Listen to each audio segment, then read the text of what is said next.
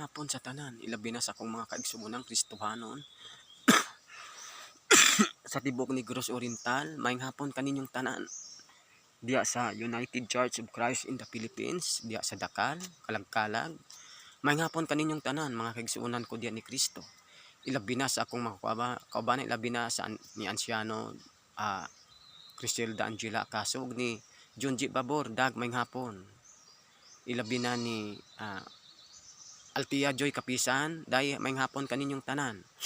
Labi na ni Riberin Hakolbi Pas, maayong hapon. Okay, atong pamalandungan ang pulong sa Dios diri sa Panultihon 16:15.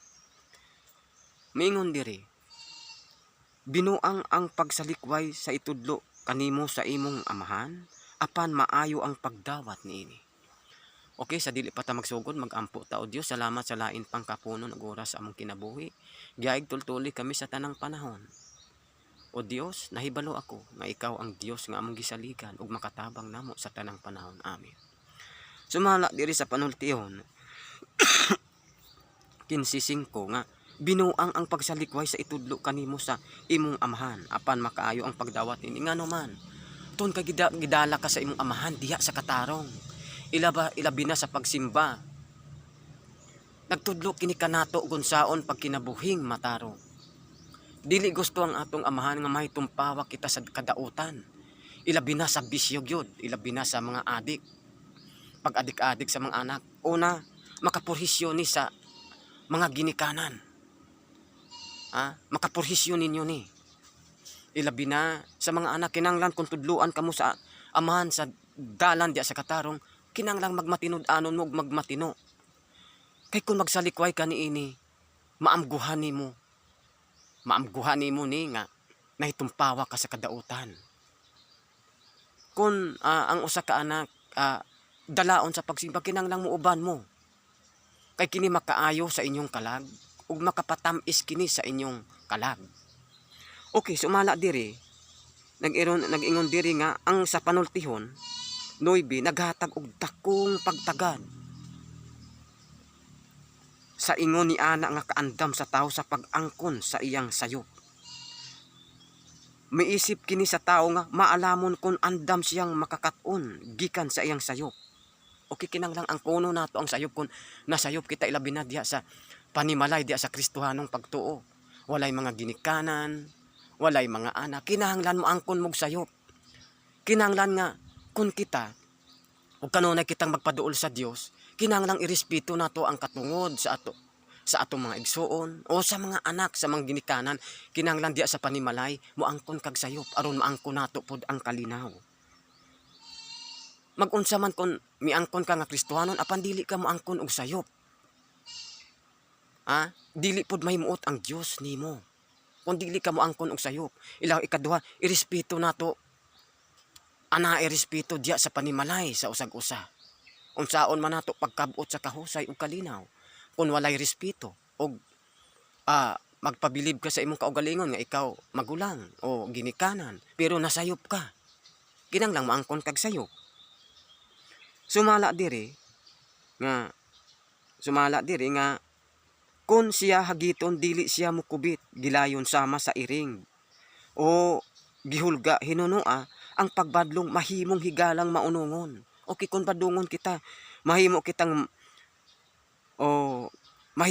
higalang nga maunungon.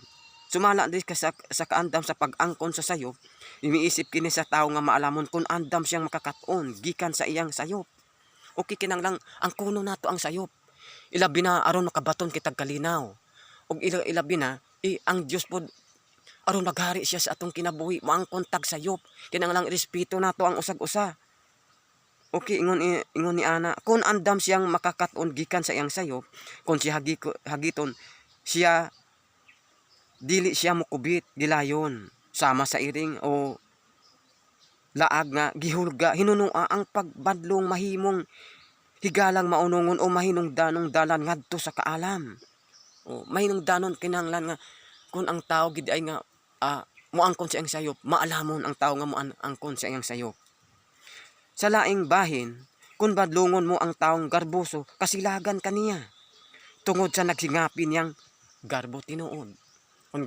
Kung ang usa ka garbo ina ikaduha samot na kon profesional di ginamuangkon og sayop. Gawas lamang sa tinuod nga Kristohanon mga kaigsuonan ko diya ni Kristo. O kasilagan kaniya tungod sa naghingapin niyang garbo dili siya mamati sa pagbadlong.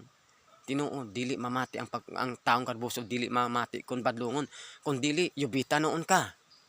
Di ba ingon ana dili na matawag nga Kristohanon. Dili na matawag nga Kristohanon ha. Kun giangkon ni mo nga Kristohanon ka kinahanglan nga ikinabuhi nato matag adlaw. Ang pulong sa Dios dili man sayop nga masuko ka. Dili gina sayop. Basta lang kung naapog ka sa katarong. Kinahanglan nato kanunay ang pagsubay sa dalan sa kaalam pinaagi sa pagpamati sa pagbadlong kanato aron mahingpit ang atong kaalam. Okay, kinahanglang mamati kita sa pagbadlong aron mahingpit ang atong kaalam. Mamati ka kung nasayop pa kung kurian ka. Kinahanglang moangkon kag sayop kay dili gusto ang Dios. Dili gusto ang Dios kay dili ka moangkon og sayop kay wala siya moanhi aron kita kung dili mahinulsulon ang tao sa iyang sayop. Moangkon kag sayop. Unya dango pud ni sa atong Dios. Aron pasayloon pug ka. Kinahanglan nato kanunay ang pagsulay sa dalan sa kaalam pinaagi sa pagpamati o pagbadlong ka nato aron mahingpit ang atong kaalam. Kinahanglan atong hinumduman nga may mga panahon nga kita usab mahimong badlungon. May panahon usab mga kaigsuonan ko nga usahay kita mahimong badlungon. Tun kay nga naman di man ka moangkon og sayop. Mahimo tang badlungon kinahanglan atong hinumduman nga may mga panahon nga kita usab mahimong badlungon sa atong pamilya o sa atong mga igsuon tungod kay di man ka maangkon og sayop magpaturagas ka. Ilabi na sumala diya ako pugong nakita diya sa Panimalay. Miangkon siya nga Kristohanon pero di mapud maangkon og sayop. Manaway mapud noon sa iyang sa iyang igsuon. Dapat ingon ana unta is maangkon kag sayop. Kung gusto nga aduna kay Dios sa imong kinabuhi, likayan ang pagpanaway. Kinahanglan maangkon kag sayop. Kay dili man na ang taong miila nga Kristohanon pero musaway siyang kaugalingon sama ra nga gisaway ang iyang magbubuhat. Ato nang hinumduman ha. Kung miangkon ka nga Kristohanon, angkon na imong sayop. Aron kahimut-an po ka sa Ginoo aron di po ka badlungon niya. Hinaot pa.